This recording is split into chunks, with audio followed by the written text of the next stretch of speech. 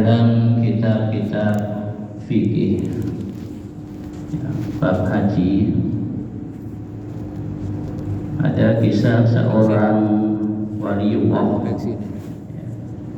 yang bernama Syekh Abdurrahman.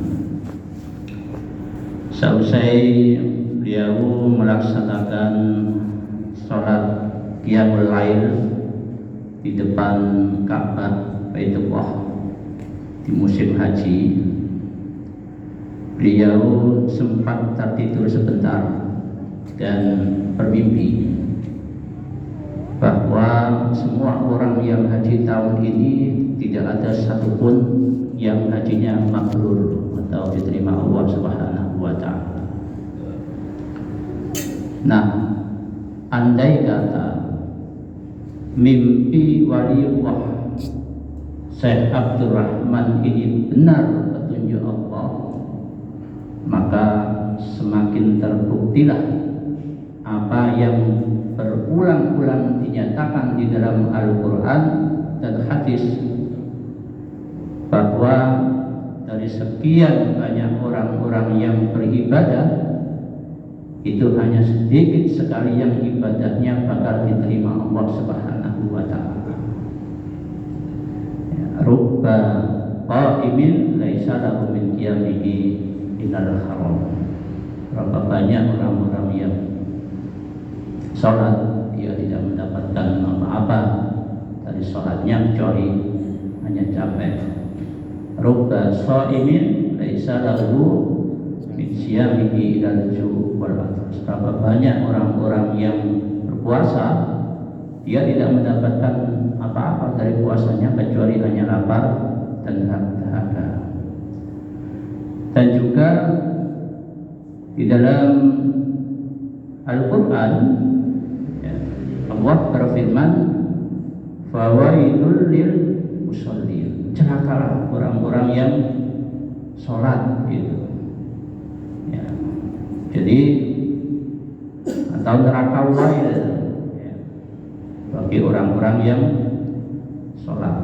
Nah, mumpung kita ini di bulan Ramadan ya, marilah kita berusaha untuk terus berjuang agar jangan sampai kita termasuk yang kebanyakan, kata Rasulullah, ibadahnya itu tidak diterima Allah. Hadirin jamaah rahimakumullah, ada dua yang mutlak harus dipenuhi oleh seseorang jika ingin ibadahnya itu diterima Allah Subhanahu wa ta'ala. Apa yang diistilahkan oleh para ulama itu dengan istilah syariat dan hakikat gitu. Jadi ada syariat, ada hakikat. Syariat itu ya sesuai dengan istilahnya, artinya jalan. Jadi syari' Ahmad Yani berarti jalan Ahmad Yani. Jadi jalan yang harus ditempuh oleh seseorang agar supaya dia bisa mencapai tujuan. Nah, tujuan itulah hakikat, substansi, isi ya. Bagaimana dalam Quran surat Al-An'am itu ya, inna sholati wa nusuki wa mahyaya wa mamati ya. Sesungguhnya sholatku, ibadahku, hidupku dan matiku ya. Nah, itu syariat ya, jalan itu ya. Jadi sholat, ibadah, hidup, mati itu jalan ya, syariat, bukan hakikat. Jadi kita sholat itu syariat ya. Jalan yang ditempuh oleh seseorang untuk mencapai hakikat. Hakikatnya apa? Lillahi rabbil alamin ya. Jadi tujuannya itu adalah lillahi rabbil alamin. Itu tujuannya ya, untuk mencapai ridha Allah Subhanahu wa ta'ala. Nah, jadi tidak mungkin kemudian hakikat ya, atau ridha Allah itu didapat tanpa syariat atau melaksanakan perintah Allah. Bahkan syariat ini harus benar. Nah, ukuran benar itu ya menurut Allah dan Rasulnya, Al-Quran dan As-Sunnah, bukan menurut akal kita ya. Nah, sempat berkembang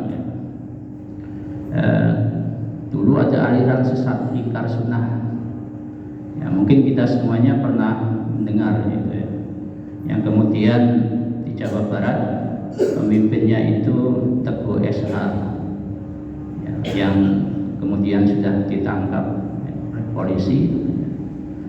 Nah, tapi insya Allah anak buahnya itu masih banyak. Dia itu melaksanakan sholat itu 17 rakaat sekaligus, Pak. Jadi sebelum bekerja di pagi hari itu langsung dikerjakan 17 rakaat.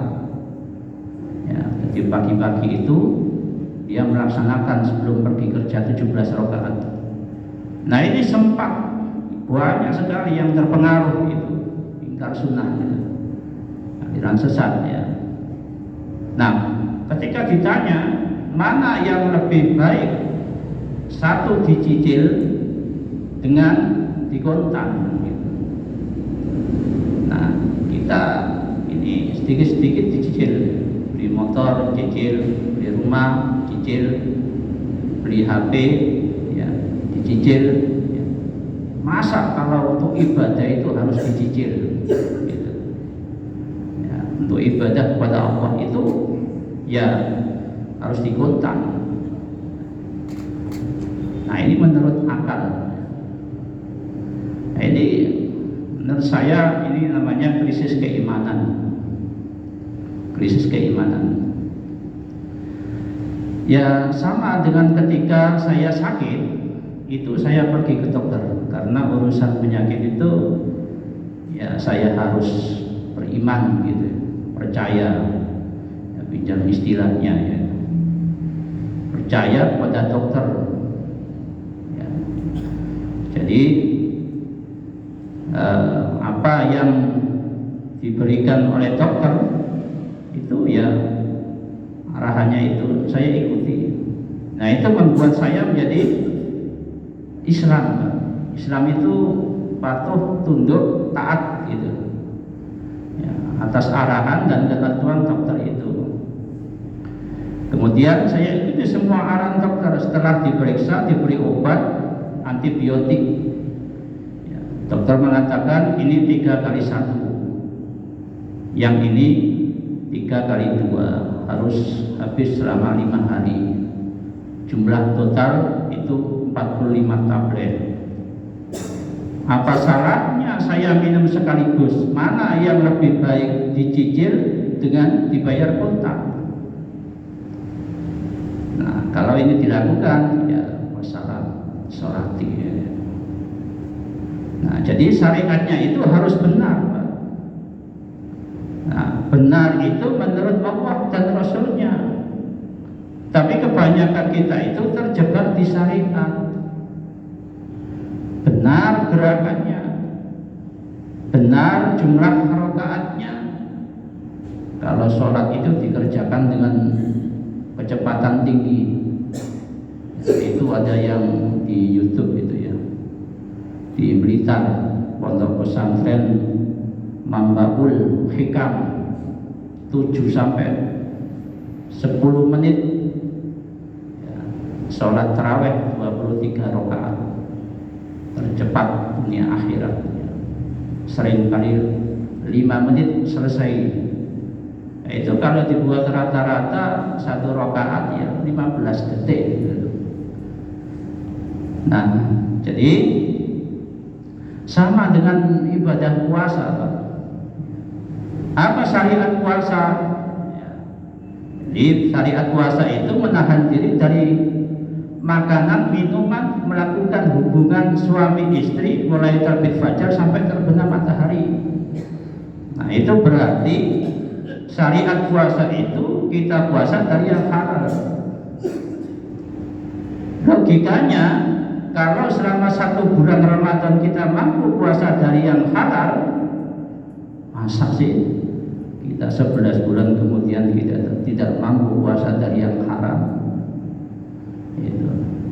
Lalu kenapa kata Rasulullah banyak orang yang puasa hasilnya itu cuma sekedar lapar dan dahaga? Betul, dia tidak makan, dia tidak minum, tetapi mungkin ya sepanjang sore Ramadan ghibah misalnya, atau fitnah, ngomongin orang. Betul, dia tidak makan dan tidak minum, tapi sepanjang hari ketika bekerja curang, mengurangi timbangan dan lain sebagainya ya. Nah, jadi ini bagaimana misalnya ya, 0 itu menjadi 01 hilang, 0 sana nambah, korupsi. Nah, yang batal itu syariat apa hakikat? Di hakikat nilai puasanya itu. Jadi puasanya tidak batal. Karena yang membatalkan puasa itu cuma ya sengaja makan, minum, dan melakukan hubungan suami istri siang hari. Nah, oleh karena itu ya biasanya ya mungkin ada orang yang lupa ketika bangun kemudian makan, ya teruskan puasa. Kata Rasulullah, haruskah dia istighfar? Ya tidak usah. Malah kata Rasulullah, Allah yang membuat dia itu lupa. Allah yang membuat dia lupa. Mungkin Allah kasihan, maka ya hendaknya ya hamdalah ya. Jadi alhamdulillah. Kemudian besoknya lupa lagi, nah itu masalah. Jadi ma'asyiral muslimin, marilah kita terus untuk berusaha menyempurnakan ibadah-ibadah kita. Janganlah kita ini terjebak gitu, pada asal-asalan dalam beribadah. Tapi marilah kita mencapai hakikat dari semua ibadah agar kita bisa menggapai ridha Allah Subhanahu wa taala. Nah, mudah-mudahan ibadah kita diterima Allah Subhanahu wa taala, dan semoga kita termasuk yang sedikit yang diterima ibadahnya dan yang sedikit bisa menggapai surganya Allah Subhanahu wa taala. Terus selamat melaksanakan ibadah puasa dan ibadah-ibadah lainnya, dan semoga Allah selalu membimbing kita jalan yang diridhoinya. Amin amin ya Allah ya rabbal alamin. Dan terakhir, marilah kita sama-sama berdoa kepada Allah. A'udzubillahi minasyaitonir rajim. Bismillahirrahmanirrahim. Hamdan syakirin, hamdan na'iman, hamdan yuafi ni'amahu wa yukafi majidah. Ya Rabbana wa lakal hamdu kama yanbaghi li jalali wajhikal karim wa 'azimi sultanik. Allahumma shalli ala Muhammad wa ala ali Muhammad walhamdulillahi rabbil alamin. Allahumma ighfir lana wa liwalidayna warhamhuma kama rabbayana shighara وأدخلهما في جنة النعيم مع الشهداء والصالحين ومن نبيك مرسلين برحمتك يا أرحم الراحمين. اللهم أصلح لنا ديننا الذي هو عصمة أمرنا، وأصلح لنا دنياي التي فيها معاشنا، وأصلح لنا آخرتنا التي فيها معادنا، واجعل الحياة زيادة لنا في كل خير، واجعل الموت راحة لنا من كل شر. ربنا تقبل منا صلاتنا وصيامنا وركوعنا وسجودنا وقعودنا وتعبدنا وتخشعنا وتمم تفسيرنا يا الله يا رب العالمين. اللهم ربنا هب لنا من أزواجنا وذرياتنا قرة أعين واجعلنا للمتقين إماما. ربنا ظلمنا أنفسنا وإن لم تغفر لنا وترحمنا لنكونن من الخاسرين. faghfir lana ya Allah bi rahmatina ya Allah. Rabbana atina fid dunya hasanah wa fil akhirati hasanah wa qina adzabannar wa qina adzabannar wa qina adzabannar. Rabbana taqabbal minna innaka antas samiul alim wa tub alaina innaka antat tawwabur rahim. Subhana rabbika rabbil izzati amma yasifun wa salamun alal mursalin walhamdulillahi rabbil alamin. Subhanakallahumma wa bihamdik asyhadu an la ilaha illa anta astaghfiruka wa atubu ilaik. Assalamualaikum warahmatullahi wabarakatuh.